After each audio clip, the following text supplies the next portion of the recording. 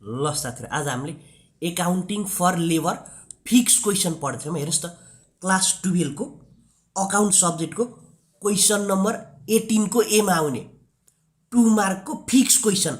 हजुरलाई मैले question number 18 को बी सिकाइसकेको साथीहरु, 3 मार्क्स को त्यो पनि हेर्न सक्नुहुन्छ। आज मैले 18 को ए सिकाइदिन्छु, एकदम सजिलो। तपाईले फेरि 2 मार्क्स को जाब यो पनि के पढ्नु होला भन्नु होला। सबभन्दा सुरुमा सजिला पढ्नुस् के 8 मार्क्स को अटेम्प गर्ने हैन, 8 मार्क्स को बिग्रिन पनि सक्छ, अब मिल्न पनि सक्यो। त्यही पनि हामीले सबभन्दा 100% मिल्ने गर्न पर्यो, कन्फिडेन्स बिल्डअप गर्न पर्यो नि त सबभन्दा सुरुमा त, हो किन भन्नुस् त। यो है, यसमा पढ्न पनि एकदम सजिलो हो कि। हेर्नुस् त, दुईटा मात्र पढ्न पर्ने हामीले, टाइम रेट सिस्टम, अर्को भनेको पिस रेट सिस्टम। यो छुट्याउन पनि पर्दैन कि हामीले, एकदम सजिलो हो। हेर्नुस् त, टाइम रेट सिस्टम भनेको यहाँ चाहिँ यो बेसिक कन्सेप्ट बुझ्नु छ यो एकाउन्टिङ फर लेबरको। यसमा भनेको कुनै पनि वर्करले काम गर्छ हैन, बुझ्नुभयो नि, कुनै पनि वर्करले काम गर्छ त्यसलाई पैसा दिने हो कि हामीले, बुझ्नु नि। अब त्यसले जति काम गर्छ, अब कामको आधारमा, अब त्यसले जति टाइम गर्छ त्यसको आधारमा दिने भयो। एक टाइम रेट सिस्टम अप्लाई गर्न पर्यो। त्यसले जति प्रोड्युस गरिरहेको हुन्छ, जति प्रोडक्ट उत्पादन गर्यो त्यसको आधारमा दियो भने फेरि पिस रेट सिस्टम भयो कि, बुझ्नुहुन्छ नि। अब बेसिक कन्सेप्ट यहाँ चाहिँ हेर्नुहोस् त, अब हामीले यसमा हेर्ने पर्ने बुझ्न केही क्वेसन सोइसन केही बुझ्न पर्दैन। तपाईले के बुझ्नुस् भन्दा पैसा केमा दिएछ भनेर बुझ्न पर्यो, बुझ्नु नि। पैसा केमा दिएछ भनेर बुझ्न भयो। हेर्नुहोस् त, per hour rate is RS 200 भन्नु भने, हेर्नुहोस् त, पैसा के को आधारमा दियो, पैसा भनेको घण्टाको आधारमा दिए साथीहरु के भयो, आवरको आधारमा दिए यो टाइम रेट सिस्टम भयो, बुझ्नुहुन्छ नि। Time rate system basic concept के बुझ्नुहुन्छ भन्दाखेरि टाइम रेट सिस्टममा डिभाइड गर्नुपर्छ, बुझ्नुहुन्छ नि। टाइम रेट सिस्टममा डिभाइड गर्नुपर्छ। तर पर युनिट रेट इज आरएस 200 भनिदियो भने 200 500 जति पनि भन्न सक्दो, म्याटर भएन हैन। रेट केमा देख्यो, रेट भनेको युनिटको आधारमा देख्यो भने अकर्डिङ टु युनिट भयो भने के भयो, त्यो भयो piece rate system. Piece rate system यसमा के गर्ने हो, यसमा भनेको मल्टिप्लाई इन्टु गर्नुपर्छ भनेर सम्झिनुस्। फर्मुला पनि केही छैन, यो त फर्मुला भनेको त्यतिकै फर्मुला घोक्न केही ज गर्नु पर्दैन, देख्दा बित्तिकै मिल्छ। हेर्नुस् त, टोटल वेजेस निकाल्न भनेर आउँछौँ ल। Total wages is equal to per rate के रेट साथीहरु, अब रेट आवरमा पनि हुन सक्यो, युनिटमा पनि हुन सक्यो, बुझ्नु नि। रेट इन्टु, अब हामीलाई यो घण्टामा यो आवरमा रेट दिए बार टोटल यो टोटल आवर हुने भयो, जति घण्टा काम गरेको त्यति हुन भयो हामीलाई। फेरि तर रेट केमा दिए, रेट युनिटमा दियो भने हाम्रो के हुन्छ, टोटल युनिट हुन्छ, बुझ्नु नि। टोटल युनिट एकदम सजिलो। अब मैले हजुरलाई दुईटै एक्जाम्पल गरेर सिकाउँछु, एउटा यो टाइम रेट सिस्टमको पनि सिकाउँछु, पिस रेट सिस्टमको पनि सिकाउँछु। यति बुझ्नुभयो भने सजिलोसँग 2 मार्क्स आइहाल्यो। साथै क्वेसन यसरी दिन्छ हामीलाई। क्वेसन हेर्नु, सबभन्दा सुरुमा क्वेसन पनि पढ्ने हैन के, पैसा केमा दिएछ भनेर चिन्नुस्। पैसा केमा देख्यो, हेर्नुस् त, पैसा निकाल्नु सबभन्दा सुरुमा। The time allowed to produce 10 unit of output is 2 hour. A worker produce 100 unit during the month. Wages per hour of the worker is RS 50। सबभन्दा सुरुमा के पढ्नुहुन्छ भने पैसा भने मैले, हेर्नुस् त, पैसा केमा दियो, वेजेस पर आवर, आवरको टाइमको हिसाबले पैसा दियो भन्दा बित्तिकै के भयो, टाइम रेट सिस्टम भयो। यसमा के भनेको साथीहरु, मैले डिभाइड सिकाएको नि। टाइममा यो टाइमको आधारमा पैसा दियो भने के गर्ने, डिभाइड गर्ने। बेसिक कन्सेप्ट बसाल्नुस् के। अब बल्ल के गर्नुस्, बल्ल गिभन लेख्ने। अब हामीले जे गिभन भन्छ त्यो छर्लक्क सार्नुस् सबभन्दा सुरुमा। हेर्नुस् त, गिभन भनेर लेख्नुस्। के भन्यो, the time allowed to produce 10 units of output is 2 hour. 2 घण्टामा 10 युनिट आउटपुट प्रोड्युस हुन्छ गरे। हेर्नुस् त, 2 आवर इज इक्वल टु, युनिटलाई यता लेख्न भन्दा टाइमलाई यता लेख्न सजिलो हुन्छ है साथीहरु। टाइमलाई लेफ्ट ह्यान्डतिर लेख्नुस् के, बुझ्नुहुन्छ नि। 2 hour is equal to 10 unit. 2 घण्टामा 10 वटा चाउचाउ उत्पादन गर्छ। ल भयो। हेर्नुस् त, अर्को पढ्नुस् त, a worker produce 100 unit during the month. 1 महिनामा कतिवटा चाउचाउ उत्पादन गरेर रहेछ, यहाँ हामीले एक्जाम्पल चाउचाउको बारेमा है, बुझ्नुहुन्छ नि। Total produce is equal to 100 unit.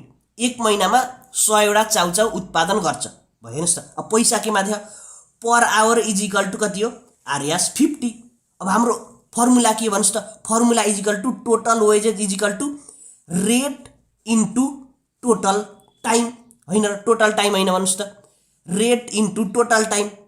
Total time थाहा छैन हामीलाई, टोटल टाइम साथीहरु हामीलाई टोटल टाइम थाहा छैन। हामीले के गर्नु पर्यो, सबैभन्दा सुरुमा त टोटल टाइम निकाल्न पर्यो। हामीसँग रेट छ हैन, रेट छ, हामीले सबभन्दा सुरुमा के निकाल्ने, टोटल टाइम निकाल्न पर्यो। अब टोटल टाइम कसरी निकाल्ने, हेर्नुस् त, वेजेज आवरमा दियो भनेपछि मैले के भन्न सिकाएको थिएँ हजुरलाई डिभाइड गर्न पर्यो सन्द सुरुमा हेर्नुस् त हामीलाई के दियो 2 घण्टामा 10 युनिट प्रोड्युस गर्छ भने 1 घण्टाको निकाल्न पर्यो के भन्दा नि 2 घण्टा 3 घण्टा 5 घण्टा जति भन्छ नि सन्द सुरुमा हजुरले 1 घण्टाको निकाल्नु पर्छ के हेर्नुस् त 1 आवर इज इक्वल टु के गर्ने यो 2 डिभाइड गर्न जान्छ के 1 घण्टामा थोरै होला नि हैन 2 घण्टामा 10 भनेपछि 1 घण्टामा के हुन्छ ओभियसली थोरै हुन्छ थोरै भन्नु भने डिभाइड यो पनि हुन्छ थोरै निकाल्न परेछ भने डिभाइड गर्ने हो धेरै निकाल्न परेछ भने इन्टु यस्तो सानो सानो कुरा पनि बुझ्न पर्छ के बुझ्नु भने साथीहरु एकदम सानो सानो कुरा बुझ्दै जाने भने हामीलाई केही अप्ठ्यारै छैन के हेर्नुस् त 1 घण्टामा के हुने भयो 10 डिभाइडेड 2 के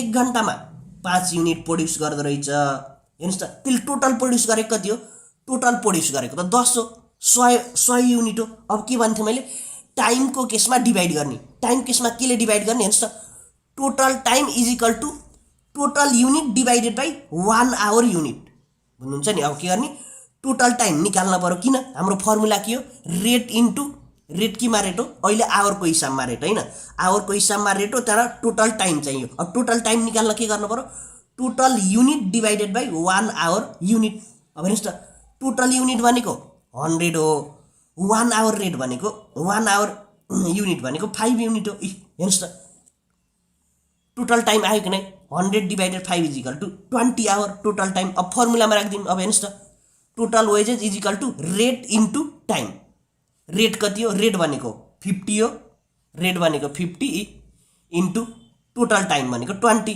इज इक्वल टु 1000 एन्सर एकदम सजिलो हो नि तपाईलाई अप्ठ्यारो लाग्छ र ल अब हामीले साथी हामीले के हेर्छौं अर्को वाला हेर्छौं अहिले त हामीले के वाला गर्यौं यो पर आवर वाला गर्यौं अब पर युनिट वाला केस गर्छौं है पर युनिट वाला केस सयन्द मैले सुरुमा के भन्थे क्वेशन पढ्न भन्दा पनि पैसा के माथि छ सन्द सुरुमा पैसा हेर्नुस् पैसा के हेर्नुस् त पैसा के भनौ the rate is RS 500 per unit अब यो एउटा युनिटलाई 500 दिन्छ भने हामीले यसमा के बुझ्ने हो यसमा हामीले इन्टु बुझ्ने हो नर्मल्ली इन्टु बुझेर गर्ने हो बुझ्नु नि पर युनिट भन्दाबित्तिकै युनिट भन्दाबित्तिकै इन्टु टाइम भन्दाबित्तिकै डिभाइड यो बुझ्नुस् अब क्वेशन पढ्नु the standard time per 10 unit है पर 10 युनिट के प्रत्येक 10 युनिटलाई 2 घण्टा लाग्छ गरे बुझ्नु नि प्रत्येक 10 युनिटलाई 2 घण्टा लाग्छ भनौ the rate is RS 500 per unit एक युनिटलाई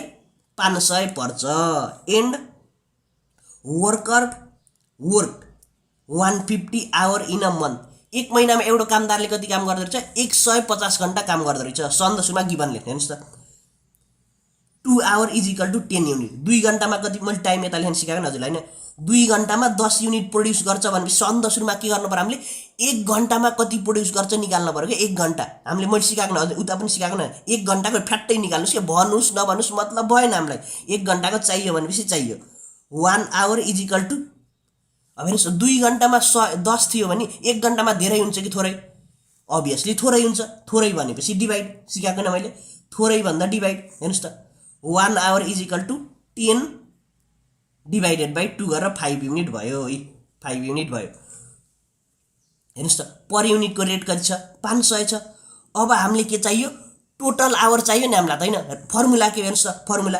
फर्मुला भनेको यसमा के हो हामीलाई रेटमा उसमा देखाइ हैन total wages is equal to यहाँ के मा रेट भनेको हाम्रो युनिटमा पर युनिट इन्टु के हो टोटल टाइम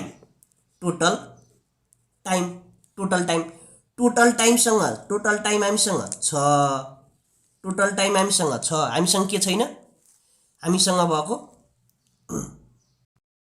साथीहरु हेर्नुस् त यहाँ त हाम्रो के निकाल्ने रेट के मा साथीहरु रेट भनेको त हाम्रो युनिटमा हो नि हाम्रो फर्मुला के हो total wages into rate into total output हैन र हल्का यताउति मिस्टेक भयो नि सरी ल यो भनेको त हाम्रो के को यो पर टाइम टोटल टाइम भनेको हाम्रो वेजेस के अरे आवरको केसमा हो टोटल आउटपुट चाहियो नि यता त हैन यता त युनिटमा बनाउनु नि त्यही भएर हल्का यति भयो बुझ्नुहुन्छ नि हजुरले हैन अब सन्द सुरुमा हामीलाई के चाहियो पर आवर रेट त छ बुझ्नु नि पर आवर रेट त छ तर हामीले के चाहियो टोटल आउटपुट चाहियो टोटल आउटपुट भने के हेर्नुस् त हामीले कति काम गरेको छ 150 घण्टा काम गरेको छ हेर्नुस् त 1 घण्टामा हामीले कति प्रोड्युस गर्थ्यौं 5 युनिट। अब बल्ल यहाँ आउने हो कि यहाँ चिम हो कि सबैलाई सिक्न पर्ने भनेको इन्टु गर्ने कि डिभाइड गर्ने भनेर।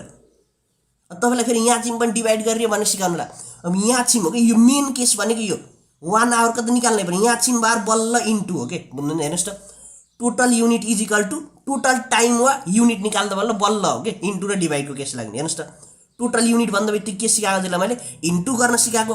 टोटल काम गरेको 150 आवर इन्टु हेर्नुहोस् त 1 घन्टामा कति प्रोड्युस गर्दो रहेछ 5 युनिट। 5 गरेपछि के आयो हाम्रो टोटल आउटपुट हाम्रो 750 युनिट भयो। हेर्नुहोस् त अब टोटल वेजेसको फर्मुला के हो गरे total wages is equal to युनिटमा भनेपछि per unit rate into total output. Total output कति हो 750।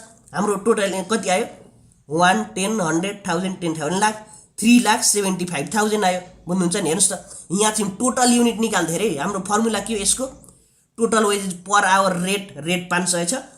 टोटल युनिट छैन युनिट निकाल्नलाई इन्टु गर्न पर्यो। यता के हेर्नुहोस् त्यहाँ टोटल टाइम निकाल्नलाई डिभाइड गर्न पर्यो। यति मात्र बुझ्नुहुन्छ हजुरले। यति बुझे भइहाल्छ ल। नजाने भएर कुनै पनि डाउट भयो भने कमेन्ट गर्नु होला।